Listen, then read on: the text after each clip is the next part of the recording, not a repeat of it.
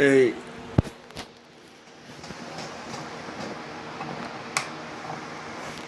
hey guys, just wanted to talk a little bit about something that's been on my mind lately, and that's YouTube celebrities.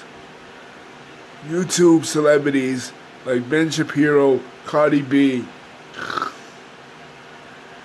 Takashi 69, Kodak Black, and all these other trolls, even Trump. Recently, Sasha Banks of the WWE, been going on social media bitching and complaining about her spot in the company.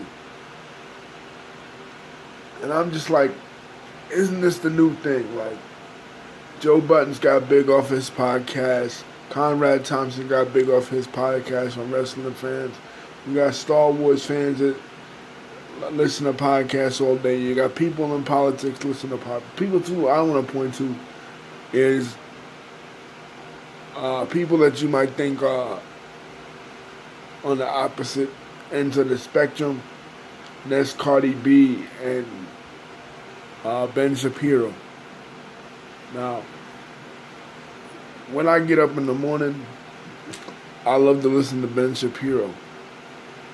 But Cardi B is one of my favorite artists right now. And you know what?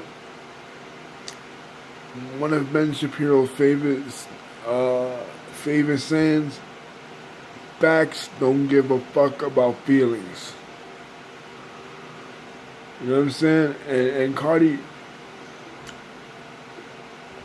is the top selling woman in the country right now.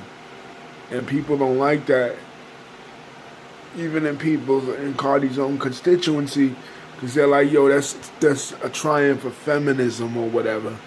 You know what? As Ben Shapiro would say, facts don't give a fuck about your feelings. And it's true. Many people don't like Ben because he's anti-Black Lives Matter, which is bullshit. I don't have to agree with Ben on everything now. I think his stance on Black Lives Matter is freaking bullshit. I think he's very well spoken, and he's a very smart young dude. Next, Stefan Molyneux. Stefan Molyneux, I've been watching him for a while.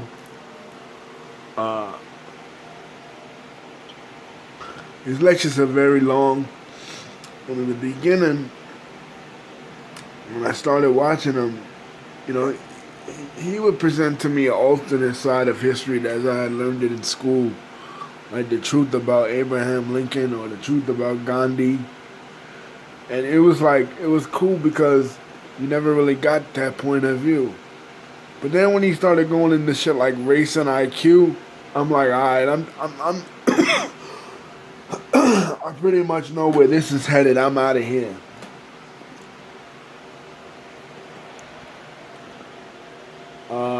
Milo Yiannopoulos, he was a character. See, like now we got him on the left. Like, they started having him on the right, like Shapiro and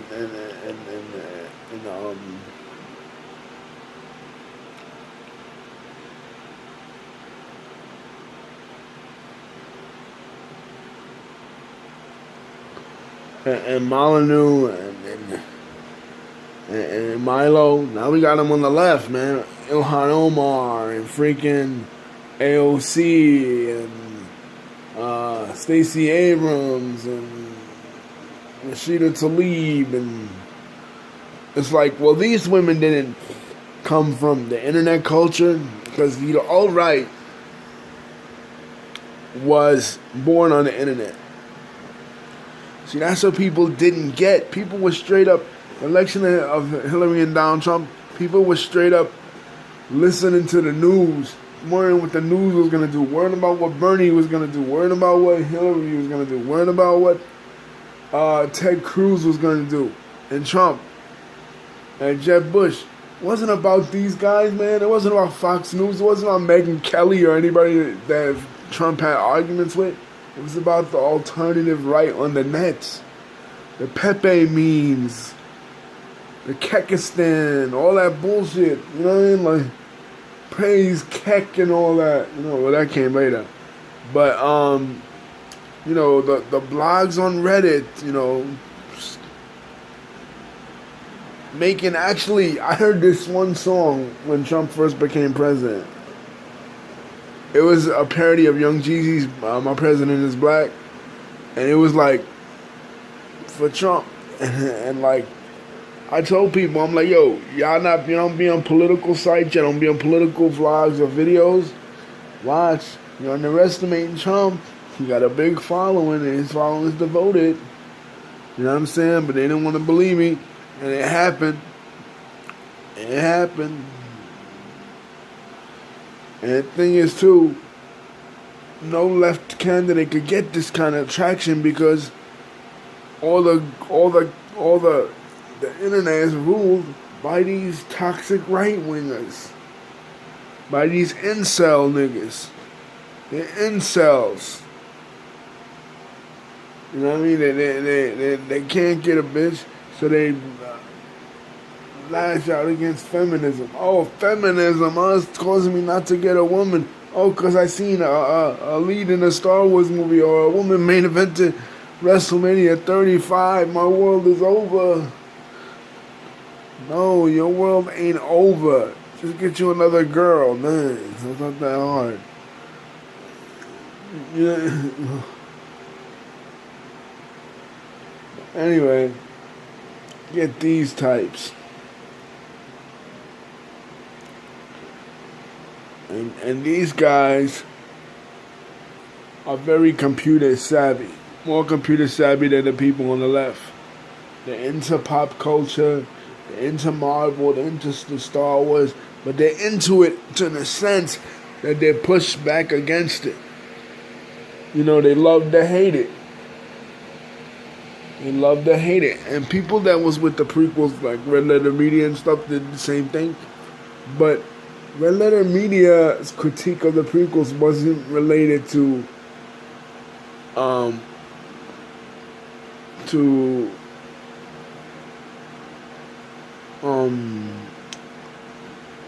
politics. Not in our real world anyway. But the more and more I watch The Last Jedi, the more and more I get it. You know what I'm saying? I kind of approached it like the prequels in a way. Because it was like, I got to watch this again to really get it and to really understand it. Because you watch that shit just once. You didn't follow up no storylines, no nothing in the original Force Awakens. But you know what? They say it didn't follow no story beats or whatever, because it did though, because the heroes split up. Rose and Finn were doing something, and Rey was doing something else. Just like in Empire Strikes Back, Han, Luke, and Leia, Han and Leia and Chewie, and C-3PO and R2-D2 are doing. C-3PO at least is doing something else. While Luke and C-3PO are off in Dagobah finding Yoda. That's the third point.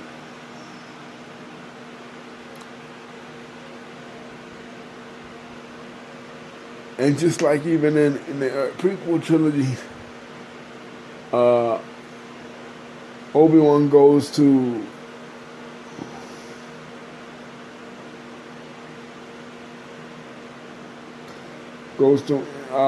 inquire about the clones on Kamino, and Anakin and Padme go back to Naboo. So it's like that always been the case, and nobody's arm got chopped off in The Last Jedi or anything. They didn't keep with that, but they did keep with Kylo offering Rey a hand after they beat up the Praetorian Guards. So we'll see. This is supposed to be either the upbeat, cheery one or the really dark one. Because Return of the Jedi is very optimistic. Very optimistic. Not only do Ewoks, which are basically teddy bears, defeat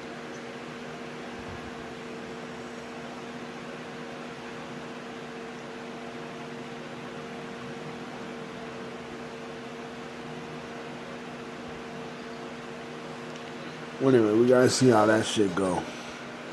Peace.